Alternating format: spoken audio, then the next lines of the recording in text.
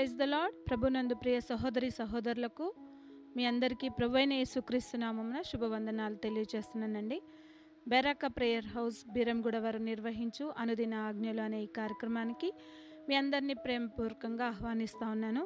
దేవుడు మీ అందరితో మాట్లాడుతున్నాడని, దేవుడు మిమ్మల్ని అందరినీ సంధిస్తున్నాడని నమ్మి దేవుణ్ణి మహిమపరుస్తున్నాను. ఈరోజు దేవుని మాట మనం చూసుకుందాం.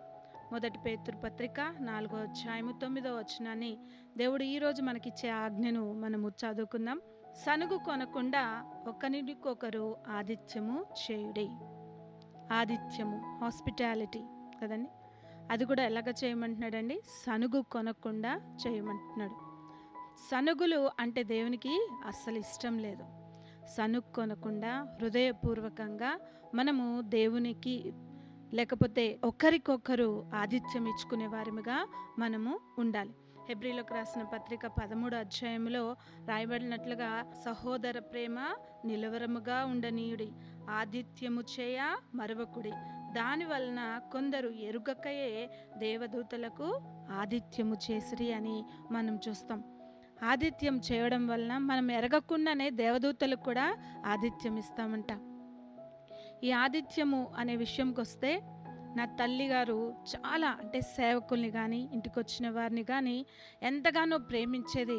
వారెవ్వరిని కూడా ఉట్టి చేతులతో వెళ్ళనీయకుండా ఆవిడ ఎంతగానో జాగ్రత్త పడి వారిని చాలా ప్రోత్సహించేది సేవలో, పరిచర్యలో. అదేవిధంగా మా అత్తగారు కూడా ఈవెన్ మేము వెళ్ళినా కూడా మాకు ఉట్టి చేతులతో మమ్మల్ని పంపించేది కాదు. మాకు కూడా ఏదో ఒకటి బాక్సుల్లో పెట్టించి పంపించేది. వాళ్ళ ఆతిథ్యం, సేవకుల పట్ల వారు చేస్తున్న క్రియలను చూసి మేము ఎంతగానో దేవుణ్ణి స్తుతించేవాళ్ళము.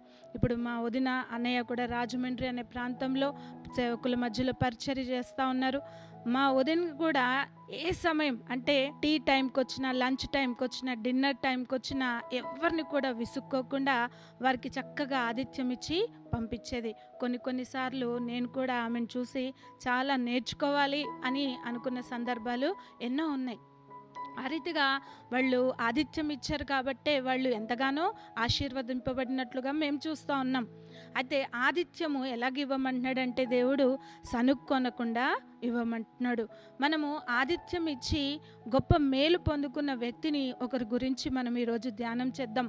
ఆదికాండంలో 18వ అధ్యాయంలో అబ్రహాం గురించి మనం ఆలోచిస్తే, అబ్రహాం గారు ఎండవేళ్లలా తన గుడారమందు కూర్చున్నప్పుడు అక్కడ యెహోవాను అతనికి ఎదురుగా ఉన్న వ్యక్తులను వారిని చూసి, వాళ్ళు ఎటో వెళ్తున్నారులే, నా ఇంటికి రావట్లేదు, నా ఇంటికి వచ్చినప్పుడు వారిని పిలుద్దాం, ఆహ్వానిద్దాం అని అనుకోలేదు.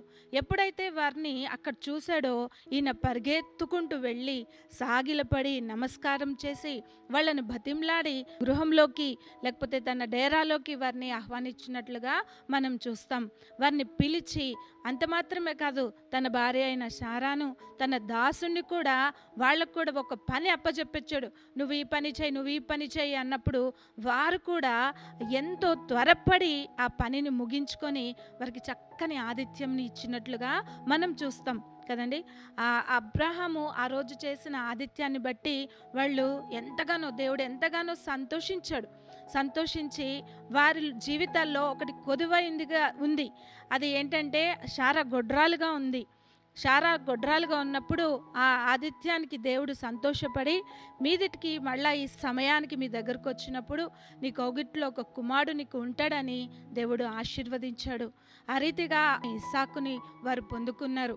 నేను చేయవలసిన పని నా స్నేహితుడైన అబ్రహాంకి చేయకుండా నేను ఆపుతానా అని నెక్స్ట్ జరగబోయే ఆ లోతు కుటుంబానికి జరగబోయే సందర్భం అంతా కూడా అబ్రహాంకి తెలియజేస్తాడు. కాబట్టి మనము ఆతిథ్యం ఇస్తే దేవుడు 100 రెట్లుగా ఫలితము దేవుడు మనకి ఇస్తాడు. నామం పేరిట గిన్నెడు చన్నీళ్ళు ఇచ్చినా దాని ప్రతిఫలము మీరు పోగొట్టుకోరని దేవుడు సెలవిస్తున్నాడు. గిన్నెడు చన్నీళ్ళు ఇస్తేనే ప్రతిఫలం పోగొట్టుకోని వారిగా మనం ఉంటాము. మరి చక్కని ఆతిథ్యం ఇస్తే దేవుడు ఎంతో మేళ్లతో మనల్ని దీవిస్తాడు. అలనాడు అబ్రహాంని దీవించిన దేవుడు ఈరోజు మనల్ని కూడా దీవిస్తాడు. మనం చేయాల్సిన పని ఏంటంటే సనుక్కోకుండా దేవునికిని లేక దేవుని బిడ్డలకును లేకపోతే మన సహోదరులకును ఆతిథ్యం ఇచ్చేవారిగా మనం ఉండాలి. సనుక్కోకుండా ఆతిథ్యం చేస్తూ ఆయన ఆజ్ఞను అనుసరిస్తూ త్వరపడి ముందుకు సాగుదాం. అట్టి కృప దేవుడు మనందరికి కూడా అనుగ్రహించునుగాక.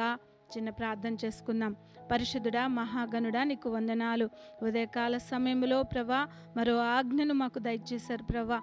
సనుక్కొనకుండా ఒకరినొకరు ఆతిథ్యం ఇవ్వమని నీ వాక్యం సెలవిస్తూ ఉంది ప్రభా. ఆ రీతిగా ఆతిథ్యం ఇచ్చి నీ నుండి మేలు పొందుకునే వారముగా మేమందరం ఉండుటకు అటు కృప మా అందరికీ కూడా దయచేయమని మమ్మల్ని అందరినీ నీ బలిష్టమైన రెక్కల క్రిందకు అప్పచెప్తూ నజరుడైన యేసుక్రీస్తు నామమున ప్రార్థించి వేడుకుంటున్నాం తండ్రి. ఆమేన్.